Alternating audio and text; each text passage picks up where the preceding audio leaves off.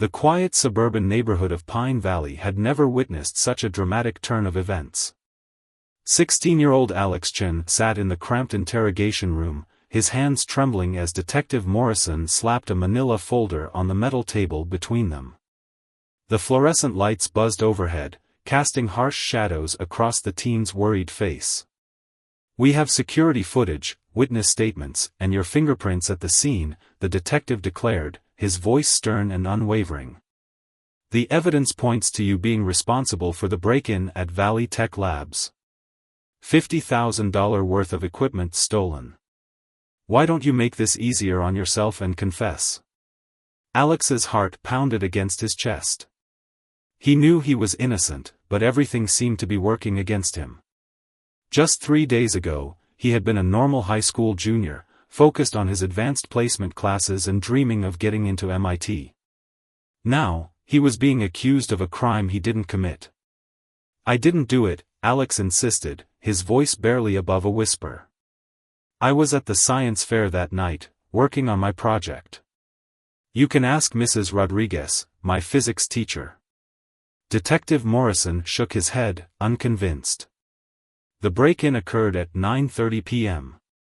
The science fair ended at 8 p.m. Your alibi doesn't hold up.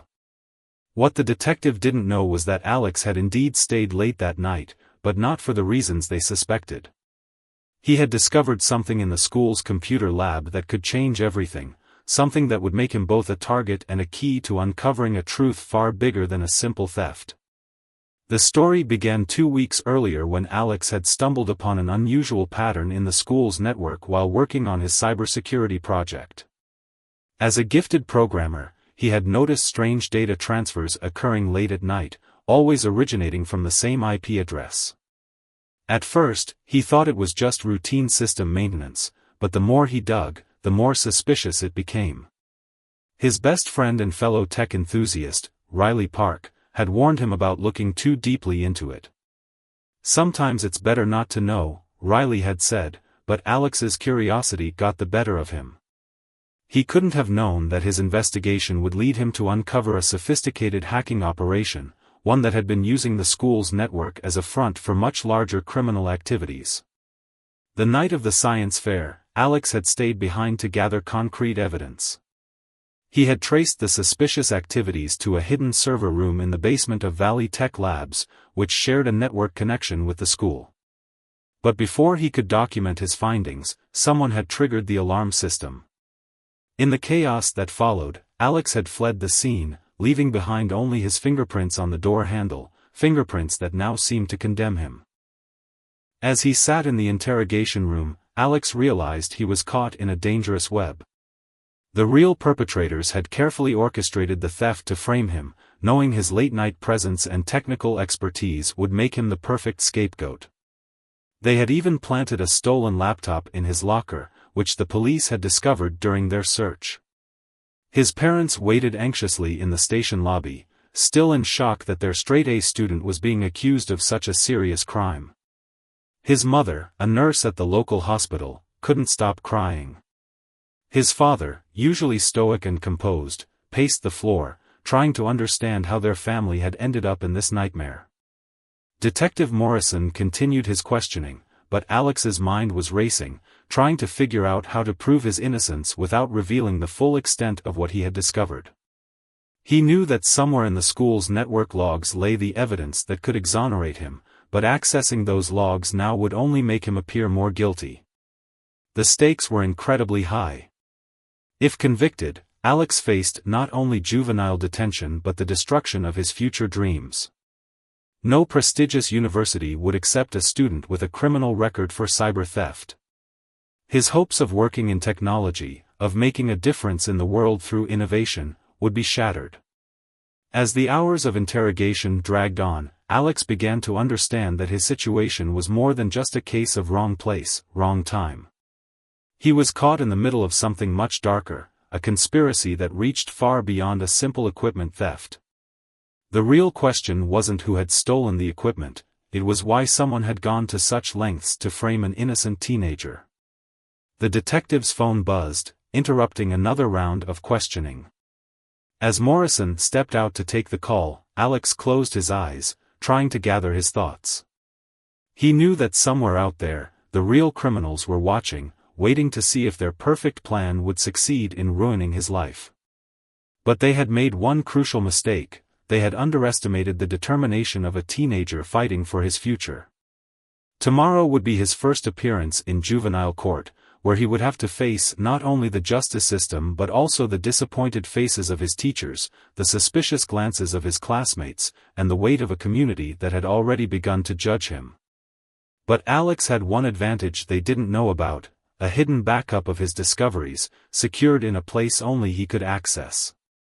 The question was, would he be able to retrieve it before it was too late? The juvenile courthouse loomed before Alex like an ancient fortress.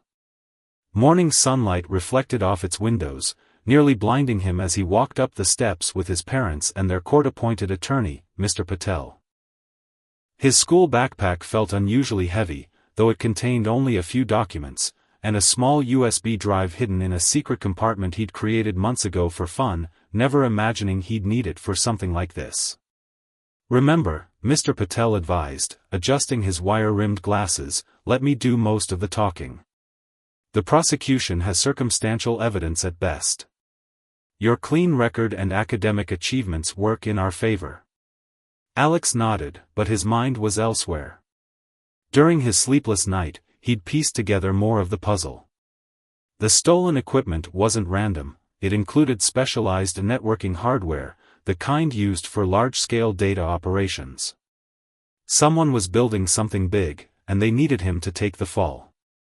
Inside the courtroom, Alex spotted Riley sitting with their physics teacher, Mrs. Rodriguez. His friend looked pale and worried, repeatedly checking their phone. Something about Riley's nervous behavior caught Alex's attention. It was different from their usual anxiety in stressful situations. Judge Winters, a stern-faced woman with silver hair, called the court to order.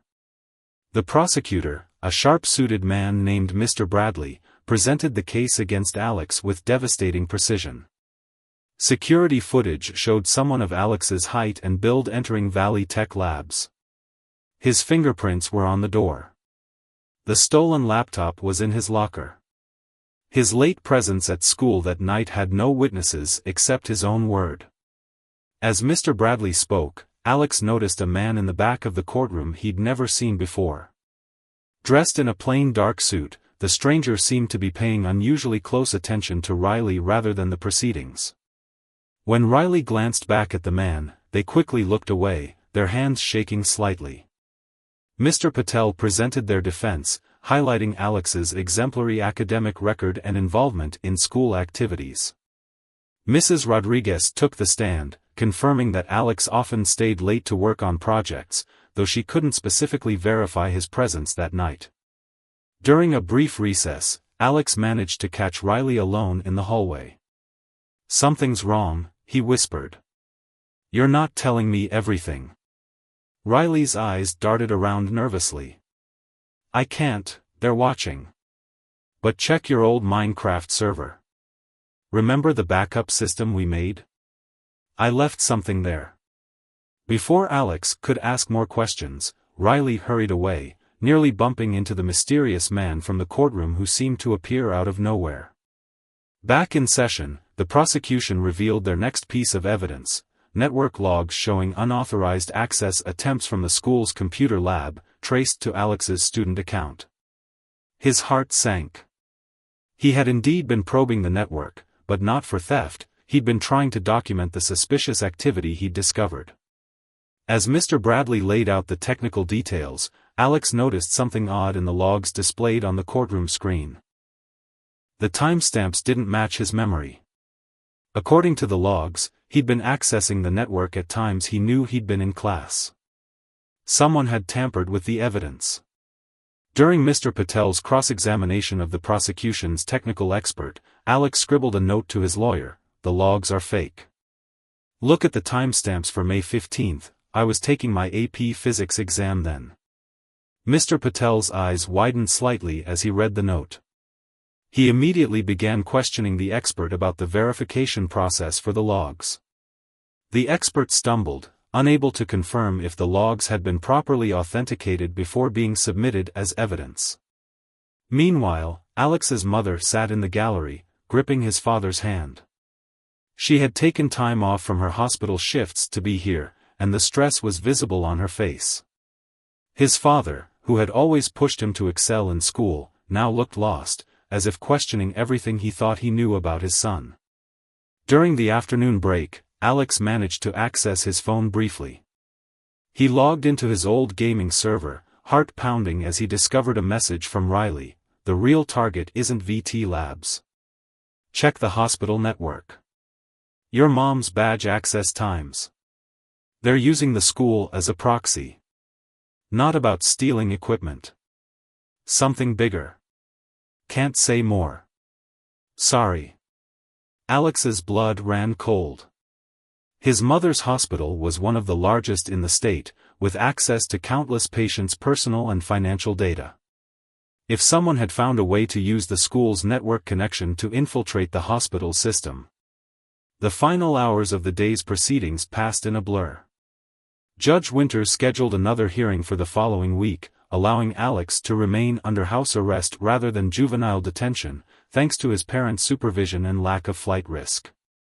As they left the courthouse, Alex noticed the mysterious man speaking quietly with Riley's parents in the parking lot.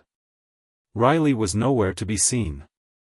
When the man turned, sunlight glinted off something metallic under his jacket, an ID badge partially concealed, but Alex caught a glimpse of a familiar logo. It wasn't from Valley Tech Labs or the police department. It was from his mother's hospital. On the drive home, Alex's mind raced. The stolen equipment, the doctored logs, his mother's workplace, it all connected somehow. Riley's cryptic message suggested that Valley Tech Labs wasn't the real target at all. Someone was using the school's network as a bridge to access the hospital system, and they needed a convincing theft to cover their tracks. But why frame him specifically? Was it random chance, or had they chosen him because of his mother's position at the hospital? Or perhaps because they knew he was skilled enough to have discovered their scheme? As they pulled into their driveway, Alex made a decision. He couldn't wait for the legal system to prove his innocence. With his future hanging in the balance and possibly something much worse brewing at the hospital, he needed to act. Tonight, while under house arrest, he would use his hidden USB drive to begin his own investigation. What he didn't know was that someone was already watching their house, waiting to see what he would do next. The same someone who had ensured his mother would be working the night shift at the hospital this evening, leaving him alone with his father, who always fell asleep watching late-night TV. The soft glow of Alex's laptop screen illuminated his bedroom as the clock struck 10 p.m. His father's familiar snoring drifted up from downstairs, where he'd dozed off watching his favorite late-night show. The house arrest ankle monitor felt heavy on his leg, a constant reminder of his confined status. Alex's fingers flew across the keyboard as he accessed his old Minecraft server. Riley's message had mentioned his mother's badge access times, which meant the hospital's security system had been compromised. But why? Hospitals had strict protocols for protecting patient data. Unless, they weren't after patient records at all. A notification popped up on his screen, an encrypted message from Riley: "Don't trust the school IT admin, check the maintenance logs from last month." The network upgrades weren't routine. Before Alex could respond, his phone buzzed. It was his mother, calling from her night shift at the hospital. "Hey sweetie, just checking in. Did you eat dinner? Dad fell asleep watching TV again, didn't he?" "Yeah, Mom, everything's fine," Alex replied, trying to keep his voice steady. He wanted to warn her about his suspicions, but he knew the call might be monitored. "How's work?" "Busy night. We're implementing some new security protocols. Actually, that reminds me, did you ever fix Mrs. Rodriguez's computer last week? She mentioned something about it at the courthouse today." Alex's heart skipped a beat. He hadn't touched Mrs. Rodriguez's computer recently. His mother's question seemed oddly specific, especially since she knew he wasn't allowed near computers except for schoolwork under supervision. Was she trying to tell him something? After hanging up, Alex pulled up the school's maintenance logs through a backdoor he'd discovered during his earlier investigation. The network upgrades his mother mentioned matched the time frame when he'd first noticed the suspicious data transfers. Scrolling through pages of technical jargon, he finally found something strange. A series of unauthorized access points had been created throughout the school, all connecting to an external server. A soft thud from downstairs made him freeze. His father was still snoring, but something else had made that noise. Alex quickly switched off his laptop screen and crept to his bedroom door. Through the crack, he saw a shadow move across the hallway wall. Someone was in the house. With trembling hands, Alex grabbed his phone to call 911, but there was no signal. The Wi-Fi was down too. This wasn't a coincidence, someone had planned this. He carefully closed his laptop and slid it under his bed, along with the USB drive containing his evidence. The floorboard outside his room creaked. Alex's mind raced through his options. The ankle monitor meant he couldn't leave the house without triggering an alarm, but staying in his room would trap him.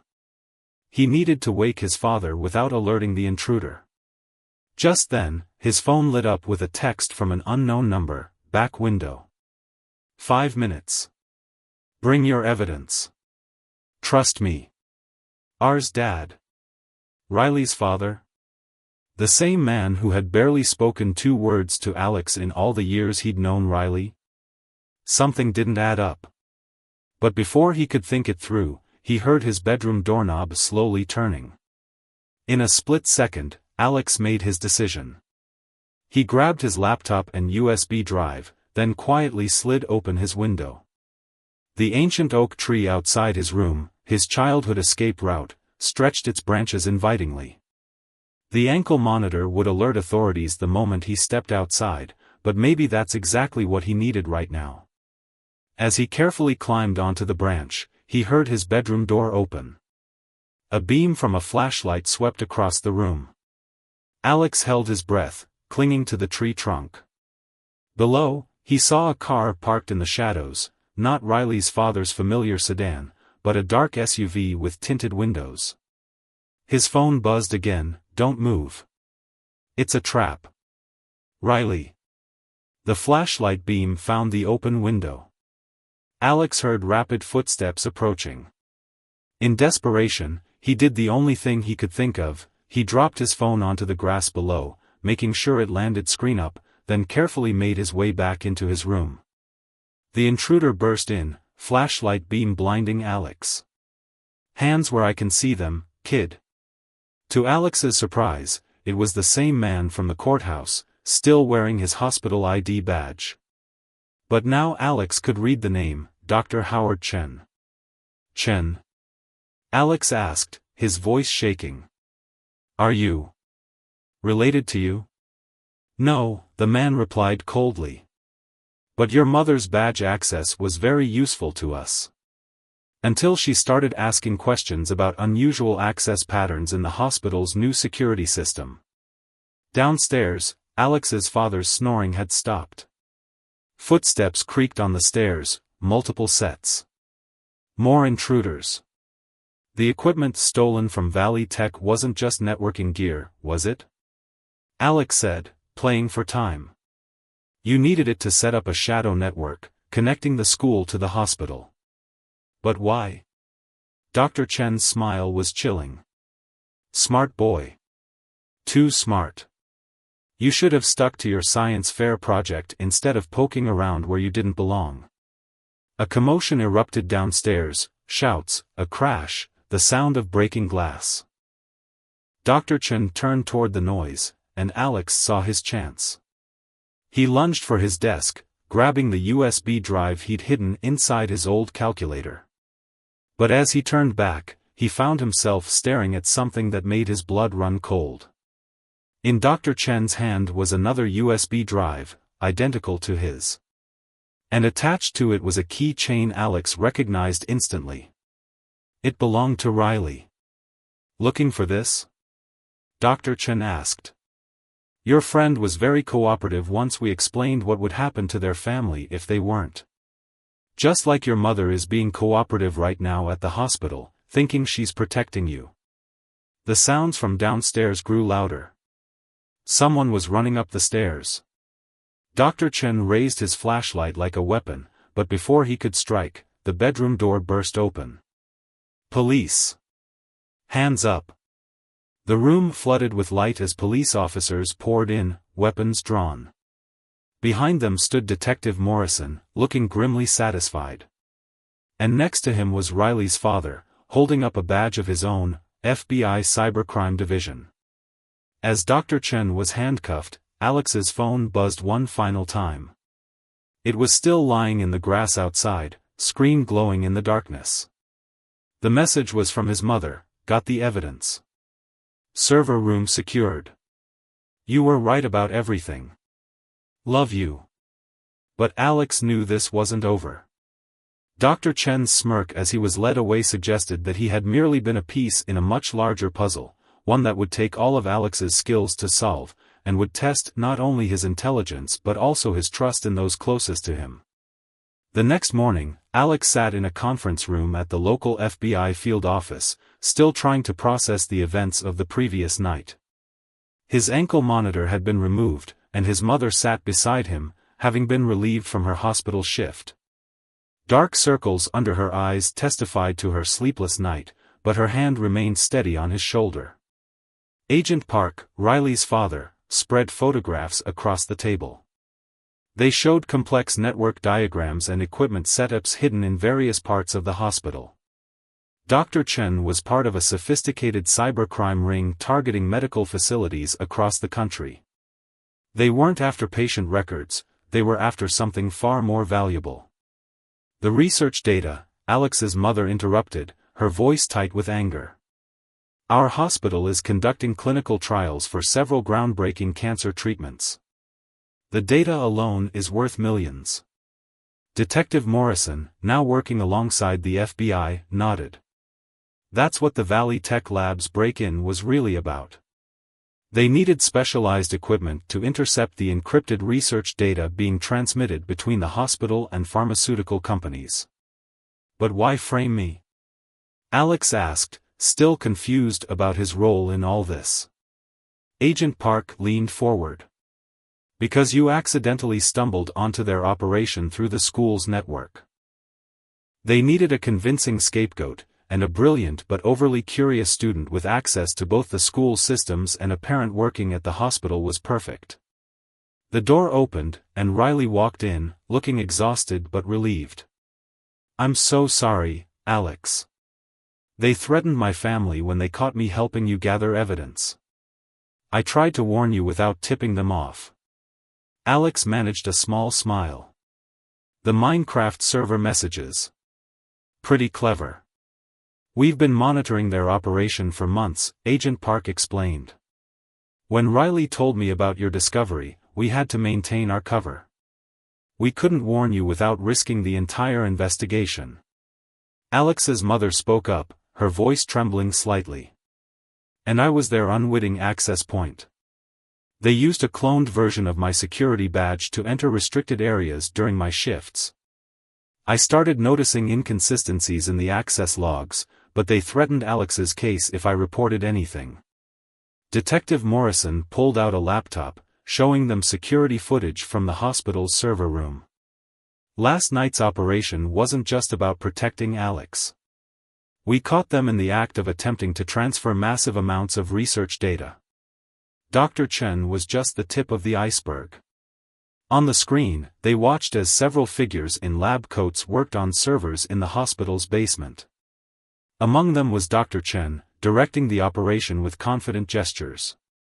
But there was someone else, a face Alex recognized from school. That's Mr. Oliver, he gasped.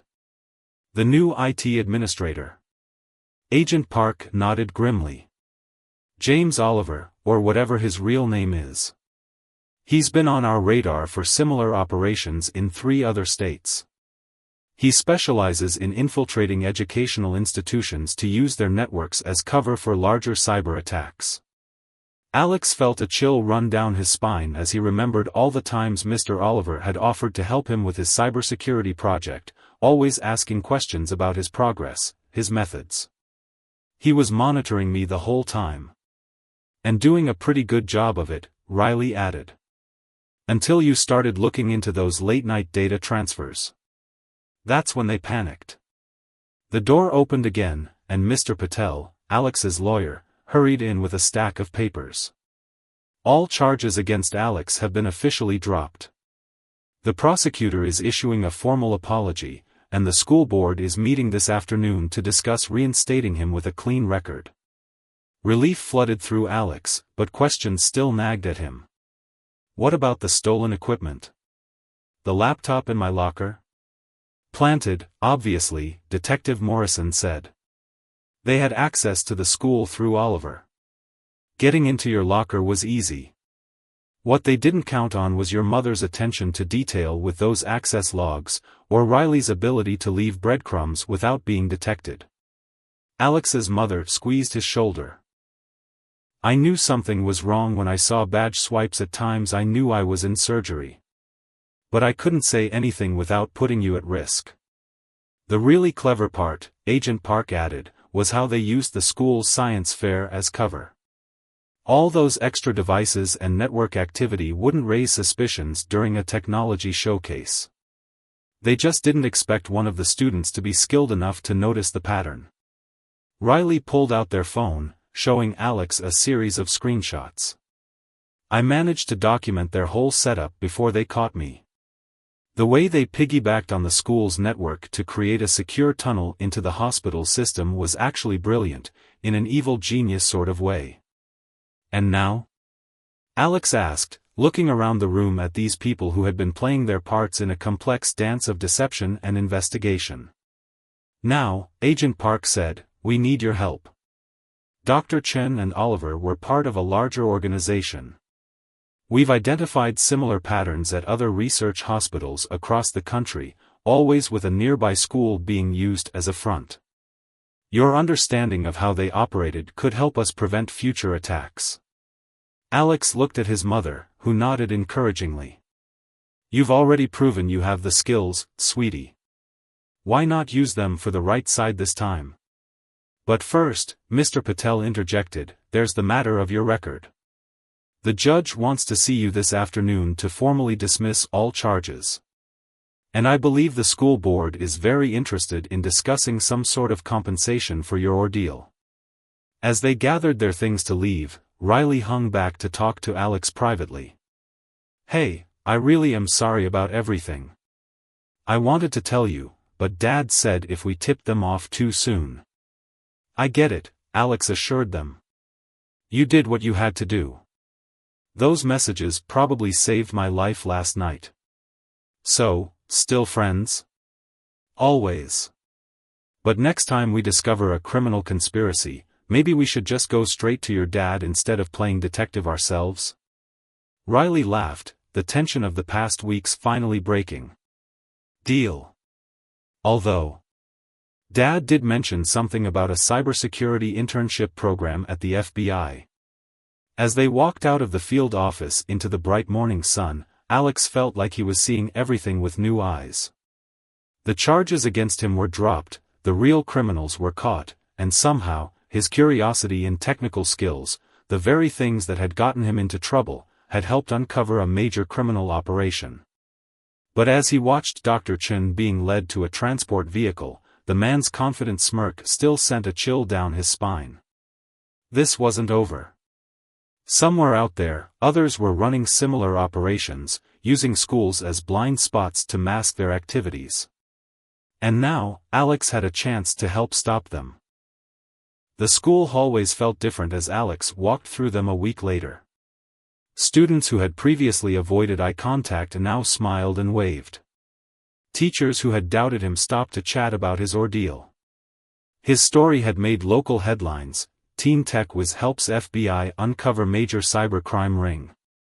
But Alex couldn't shake the feeling that something was still off.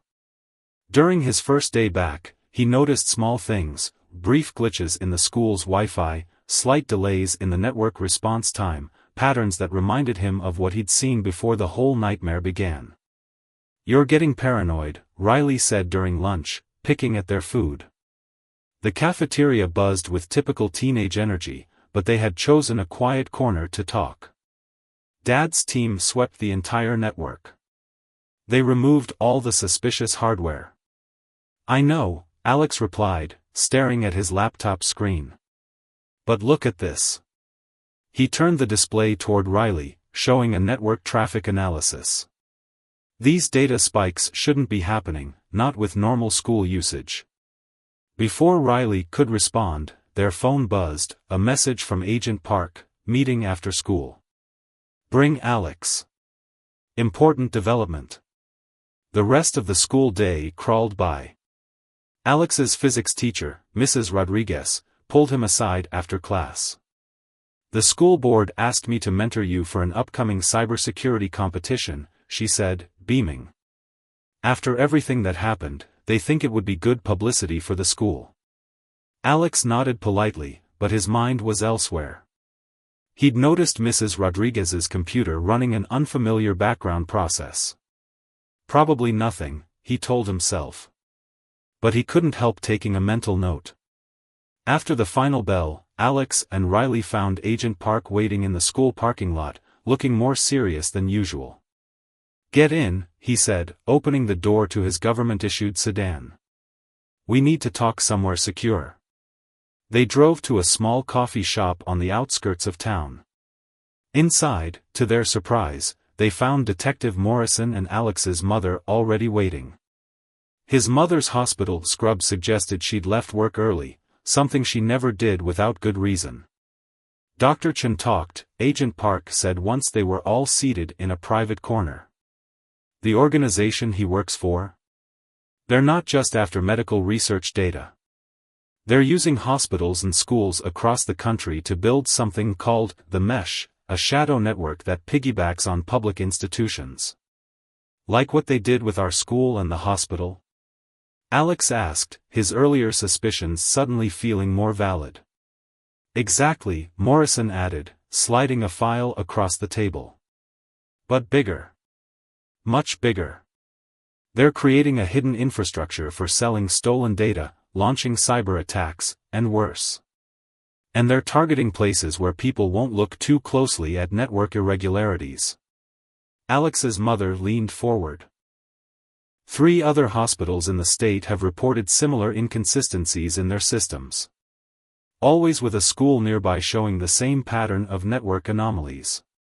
"But you caught them," Riley said, looking confused.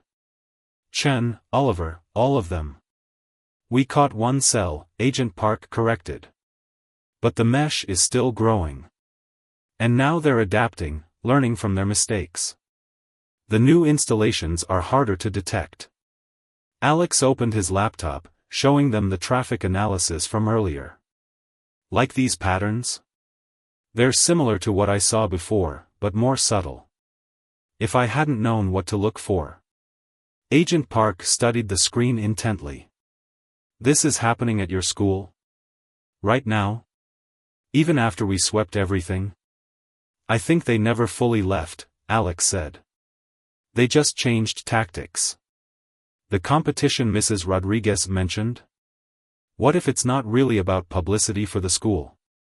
A heavy silence fell over the table. Alex's mother reached for his hand. "You think they're trying to recruit? Using the competition as cover?" "It makes sense," Morrison mused. "Target bright kids with tech skills, get them involved in something that seems legitimate. By the time they realize what they're really part of." "We need to shut this down," Agent Park declared. "But we can't move too quickly. If they suspect we're onto them again." "I have an idea," Alex said slowly. "But you're not going to like it." Riley groaned. "Oh no. I know that look." "The competition," Alex continued. "Let me enter. If they are using it as a recruitment tool, they'll approach me.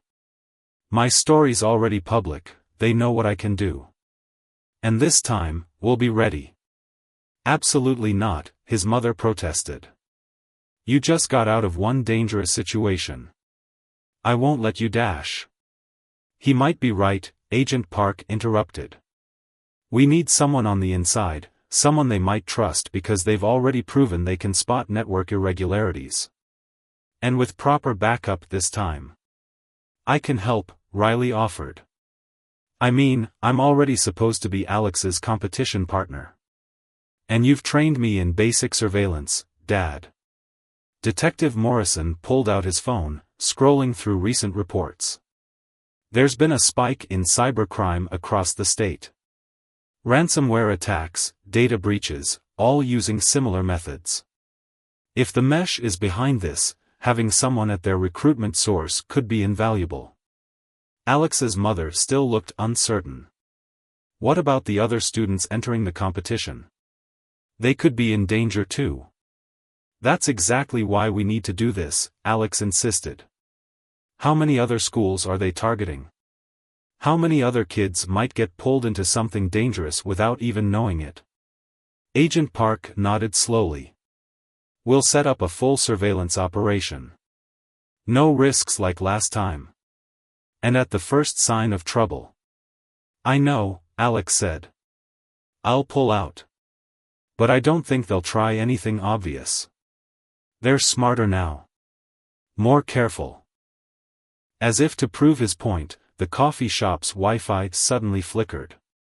All their devices lost connection for a brief moment. When the signal returned, Alex noticed a new network appearing briefly on his laptop before vanishing again. The name of the network?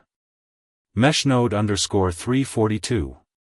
They all stared at the screen, the implications clear. The mesh wasn't just a network anymore, it was all around them, hidden in plain sight, growing stronger every day. And somehow, Alex had become one of the few people who could help expose it. As they left the coffee shop, Riley pulled him aside. You know this is crazy dangerous, right? Even with Dad's team backing us up. Alex watched a school bus pass by, filled with students staring at their phones, completely unaware of the hidden war being waged through their devices. Sometimes, he said, the craziest plan is the only one that makes sense. His phone buzzed, an email from Mrs. Rodriguez about the competition. The subject line read, "Welcome to the future of network security." Alex couldn't help but smile at the irony.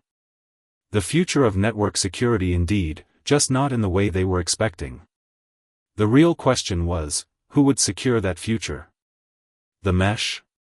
Or those brave enough to stand against it? The school auditorium hummed with excitement as students from 12 different high schools gathered for the opening ceremony of the Regional Cybersecurity Challenge. Banners hung from the ceiling, displaying logos of major tech companies sponsoring the event. But one sponsor caught Alex's attention, a new company called Innovative Network Solutions, that he'd never heard of before. That's their front, Riley whispered, noticing Alex's gaze. Dad's team did some digging. The company was incorporated 3 months ago, with no real business history. They sat in the middle row, surrounded by other competitors. Each team had brought their own laptops and equipment, creating a sea of screens and nervous energy. Agent Park and 2 other FBI agents were positioned as competition judges, their presence both reassuring and nerve-wracking. Mrs. Rodriguez took the stage, her smile a bit too bright. Welcome to the first annual Regional Cybersecurity Challenge. Today's competition will test your skills in network security, code analysis, and threat detection. The winning team will receive full scholarships to the National Technology Institute summer program. Alex noticed something odd about the competition's Wi-Fi network. While other students connected to the main network, his laptop detected a hidden secondary signal, much like the one he'd seen at the coffee shop. He carefully activated the monitoring program the FBI had given him, disguised as a gaming application. The first challenge began, a seemingly straightforward network security audit.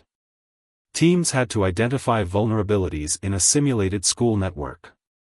But as Alex and Riley worked through the problems, they noticed something unusual. The test environment contained subtle backdoors that wouldn't be obvious to most high school students. "They're not testing our security skills," Alex murmured, keeping his voice low.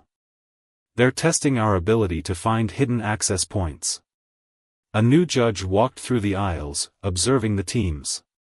He introduced himself as Dr. Roberts from Innovative Network Solutions. When he reached Alex and Riley's station, he lingered longer than necessary, watching their screens with particular interest. "Impressive approach," he commented, pointing to Alex's network analysis. "Most students wouldn't think to look at the packet headers that closely. You have a natural talent for seeing patterns." Alex's phone buzzed silently, a text from his mother at the hospital. "Strange network issues again. Be careful." The morning progressed with increasingly complex challenges. During the lunch break, Dr. Roberts approached their table in the cafeteria. "Alex, your reputation precedes you. That incident last month, very unfortunate. But perhaps it helped you develop a unique perspective on network security?" "I learned a lot," Alex replied carefully, feeling Riley tense beside him. "Especially about how things aren't always what they seem." "Indeed." Dr. Roberts smiled, sliding a business card across the table. "We're always looking for young talent at INS. People who can think creatively. The summer program isn't the only opportunity available to exceptional students." After he left, Riley examined the business card under the table. A small QR code was printed on the back, almost invisible unless you knew to look for it. They sent a photo to Agent Park, who replied immediately, "Don't scan it." Similar codes found at other recruitment sites. Contains encrypted mesh access key. The afternoon session introduced a new challenge, detecting and preventing data exfiltration. As teams worked, Alex noticed more students receiving similar business cards from Dr. Roberts. Each time, the students' expressions would change subtly, becoming more focused, more serious. "They're building their network right here," Riley whispered. "Using the competition to identify potential recruits." Alex's laptop suddenly detected a surge in hidden network traffic. Someone was uploading large amounts of data through the competition network. He traced the signal to a competitor 3 rows ahead, a quiet girl who had received one of the first business cards. "They're not waiting for the summer program," Alex realized. "They're activating people now." His phone buzzed again, another text from his mother. "ER systems acting strange. Patient records keep glitching. Like last time." Alex made a show of struggling with the current challenge, deliberately letting his frustration show. As expected, Dr. Roberts appeared at his shoulder. "Having trouble?" "I know there's more to this than what we can see," Alex said, choosing his words carefully.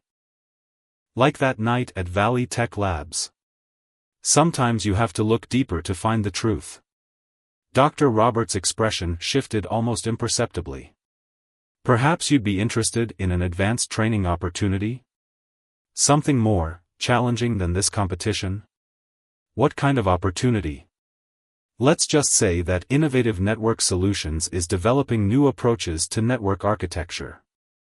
Ways to create secure, hidden channels for those who need to operate without unnecessary oversight."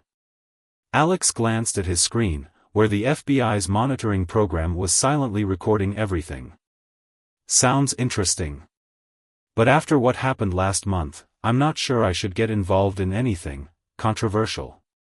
"Sometimes, Alex, the real controversy is letting others tell you what you can and can't do with your skills. Think about it. Scan the code when you're ready to see things differently." As Dr. Roberts walked away, Riley's laptop picked up another surge in hidden traffic. More students were connecting to the invisible network, their regular competition work serving as cover for something much darker. Alex's phone lit up with an urgent message from Agent Park: "Hospital network breach in progress." Same signature as before. "They're using the competition as a smokescreen." Looking around the auditorium, Alex could see it now, how the mesh was spreading, using these bright young minds as unwitting nodes in their shadow network. Each student who scanned those business cards became another point of access, another hidden channel for whoever was behind it all. "We need to shut this down," Riley muttered. "Before they recruit any more kids." "Not yet," Alex replied, watching Dr. Roberts hand out more cards. "We need to find out where all this data is going. The competition network is just the beginning." His laptop screen flickered, displaying a brief message, "Ready to see the bigger picture?" The real challenge wasn't the competition at all. It was figuring out how to stop the mesh from turning more talented students into unknowing accomplices in their cybercrime network. And somehow, Alex had to do it without revealing that he was already working with the FBI. As the afternoon session continued, he noticed more and more screens flickering with hidden messages. The mesh was growing, right here in this auditorium, using a high school cybersecurity competition as its recruiting ground. The question was, how many students would be caught in its web before they could shut it down? His mother's next text made his blood run cold. "Alex, the hospital's backup servers just went dark. Whatever they're planning, it's happening now." Time seemed to slow down in the auditorium as Alex processed his mother's text about the hospital servers. Around him, the competition continued, but now he could see it for what it really was, a massive distributed cyber attack, with each student unknowingly playing their part. "The final challenge begins in 5 minutes, Mrs. Rodriguez announced, her voice echoing through the speakers. But something in her tone made Alex look up. Their eyes met briefly, and he caught a glimpse of fear behind her professional smile. "She knows," Riley whispered. "Look at her laptop." Through his network monitoring tool, Alex could see Mrs. Rodriguez's device connecting to an encrypted channel, not part of the mesh, but a secure FBI communication line. She wasn't just a teacher, she was part of the operation. Alex's phone buzzed with a group message from Agent Park. "Hospital systems critical. They're not just stealing data anymore. They're taking control of medical equipment. We need to move now." Dr. Roberts stood at the front of the auditorium, preparing to announce the final challenge. On the surface, he looked calm and professional, but Alex noticed him checking his phone repeatedly, his fingers tapping an anxious rhythm on the podium. "Before we begin," Dr. Roberts announced, "would all participants please install our special competition monitoring software? It's necessary for the final round." He displayed a QR code on the main screen, larger but similar to the ones on the business cards. Alex's heart raced. This was it, they were trying to activate every student's device at once, creating a massive surge of processing power for whatever they had planned at the hospital. He had to act fast, but revealing what he knew would put everyone in danger. "Time for that crazy plan of yours," Riley muttered, fingers hovering over their keyboard. Alex took a deep breath and raised his hand. "Dr. Roberts? I have a question about the network protocols we used in the last challenge. I noticed something interesting about the packet headers." Dr. Roberts' eyes narrowed slightly. "Perhaps we could discuss that after the final round?" "Actually," Alex continued, standing up, "I think everyone should hear this. It's about hidden networks and how they can be used to manipulate innocent people." The auditorium fell silent. Dr. Roberts' professional demeanor cracked just slightly. "Alex, this isn't the appropriate time dash. When is the appropriate time?" Alex projected his laptop screen onto the main display, showing the hidden network traffic. "When more students get recruited into the mesh. When more hospitals have their systems compromised." Murmurs spread through the crowd as students began to realize what they'd been part of. Dr. Roberts reached for his phone, but before he could act, Mrs. Rodriguez was beside him, FBI badge now visible under her blazer. "Nobody scan that QR code," she commanded, her teacher's voice carrying natural authority. "And everyone who received a business card, please turn off your devices immediately." Chaos erupted. Some students scrambled to comply, while others, already under the mesh's influence, began launching pre-programmed attacks. Screens flickered across the auditorium as the hidden network fought to maintain control. "Alex, the hospital!" Riley shouted, showing him their phone. Their father had sent a message: critical care systems were being hijacked, putting patients at risk. "It's not just our hospital," Agent Park's voice came through their earpieces. "They're using the mesh to attack medical facilities across the state. We need to sever the connection." Alex's fingers flew across his keyboard, using everything he'd learned about the mesh's architecture. "Riley, remember that backdoor we found in the first challenge? It wasn't just a test. They left it there on purpose." Working together, they traced the command signals flowing through the competition network. Each student's device had become a node in a massive distributed system, but there was something else, a hidden master control node. "The judge's network!" Alex exclaimed. Dr. Roberts didn't just set up the competition network. He built a parallel system through the judges' stations. That's how they're coordinating everything. Dr. Roberts broke free from Mrs. Rodriguez's grip and ran for the exit, but other FBI agents were already moving to intercept him. In the chaos, Alex and Riley fought a digital battle against time, trying to disconnect the mesh before it could complete its attack on the hospitals. "Got it!" Riley shouted. "The master node is running through Dr. Roberts' laptop. If we can shut it down dash." "Too late," Dr. Roberts called out, his voice eerily calm despite being restrained. "The autonomous protocols are already active. Even I couldn't stop it now." Alex's mother sent another urgent message: vital signs monitors were going haywire, drug dispensing systems were malfunctioning, and backup power systems were failing. They had minutes, maybe seconds, before the damage became catastrophic. "What if we don't try to stop it?" Alex said suddenly, an idea forming. "What if we redirect it?" His fingers became a blur on the keyboard as he accessed the competition's hidden infrastructure.